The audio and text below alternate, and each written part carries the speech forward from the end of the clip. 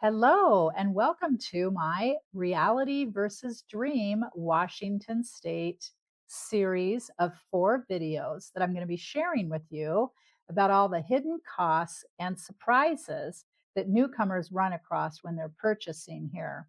Some ideas for you to think about and maybe get ahead of the game when you're here and ready to purchase. My name's Marilee. Thanks for stopping by. And don't forget to watch all 4 videos that I made for you. Number 1 will be housing costs. Number 2, transportation and community. Number 3, everyday expenses. And number 4, choosing the right community. A lot of people moving to Washington State think, no income tax. That must make things cheaper. Well, actually, we're going to be taking a look at that today because there's a lot of things that fall under that Washington State umbrella of taxes and fees and extra costs. So let's get started. I'm Miss Marilee. I'm a broker in this area and I help people find places to live around Seattle and all the communities. So when you're thinking, oh, they don't have a state income tax, well, there is some hidden costs and they can sneak up super fast. Believe me, I know. I've lived here most of my life. So let's start looking at housing prices, property tax, homeowners insurance, utilities, commuting, vehicle costs, home maintenance, and just the everyday cost of living. And with the median home price, the Northwest MLS is stating that the market is around 650 in our area. And that is outside of Seattle for sure. So the further away you go, the more affordable it will be, of course. But that's what they're saying is the median house price. We don't go by the average because luxury living drags that all around and makes everything look very different number wise. So that's our median. So today, like I said, we're going to be breaking down the hidden costs of moving to Washington. And let's get started. Housing prices are still our biggest costs. Oh, yes. Yes, they are. The first hidden cost is not only exactly hidden, but people still underestimate it, which is housing. Washington is not one simple housing market. Oh my gosh, you have a price range in Seattle, like I mentioned. There's a different one in King County, Snohomish County, Island County, Skagit County. We have a few counties. And kind of like I had said, the further away you get from Seattle, the difference in price for houses. So the median, according to the Northwest MLS, which is what us professionals go by, is around 650, but in King County, the median's around 875, and in Snohomish County, it's close to 760. That sounds about right. That's why a lot of buyers start looking outside of Seattle. I mean, I don't blame them. I'm a big advocate for that. Let's find something that you can afford that fits your lifestyle. You don't have to be house poor. So you may want more space, a quiet neighborhood. Maybe you need a garage. Maybe you want a larger yard. Maybe you've got a few dogs, just a few, not too many. Maybe you want better value, a different type of commute, or just a lifestyle that feels less crowded. We've got that. We really do. Just depending on what your needs are, we'll help you find it. Here's the important part though. Don't just look at the purchase price. It's not just that.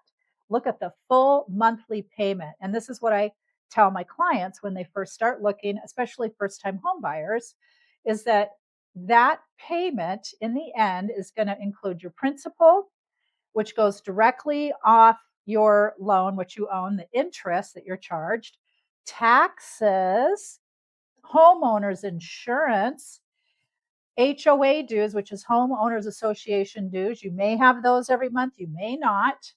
And don't forget about utilities and maintenance. All that adds up. So when we get a client pre-approved to purchase, we take all those into consideration. So yes, you may be pre-approved for a house for 700,000, but what about taxes, interest, principal, paying principal off, homeowners insurance, things like that. We always try to put all of that into the kitty so you know exactly what you're getting.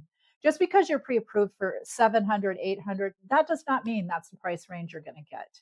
And we honor that. We want you happy, looking in your price range, looking at what you exactly need. I need a yard. I need it fenced. I need a garage. We'll make that happen for you.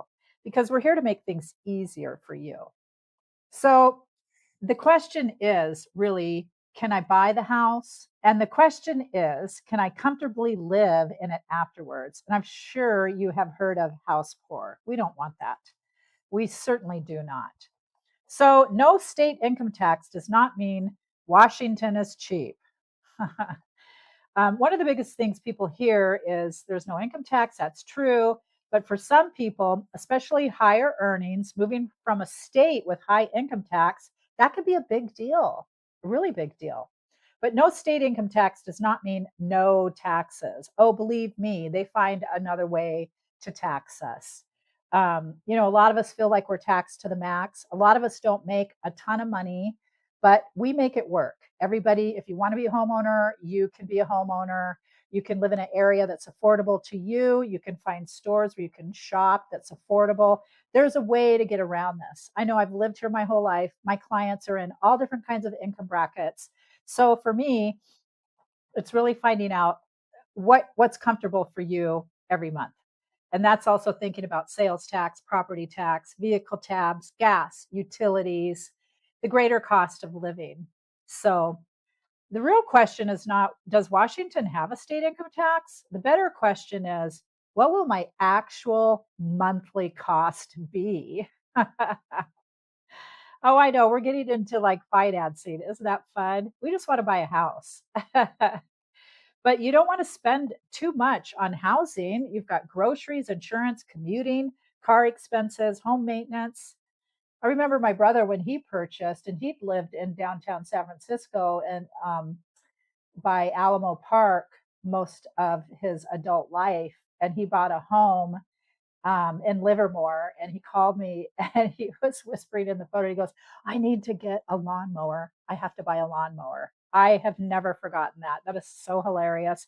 But people don't think about it. So I always make sure I tell my clients, you're going to probably want new furniture.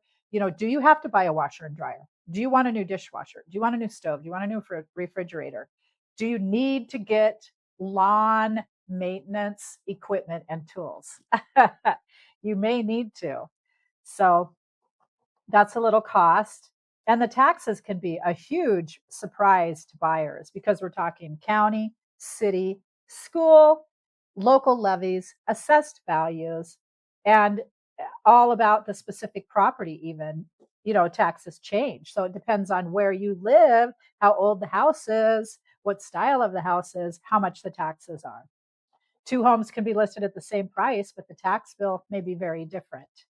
So these are things we look at and keep in our mind when we're out there, making sure that you get the right house that's meant for you and your lifestyle. Thank you for watching this episode of my Washington Dream versus Reality series. If you're thinking of relocating or moving to our area, go ahead and hit the subscribe button so you can follow along and find out when new videos are coming up. And if you'd like to have a chat or a text or a phone call or a Zoom, go ahead and hit subscribe, the little bell, and we can talk about what your needs are. My name's Meryl Lee. I'm a broker here in the area. Thanks for stopping by.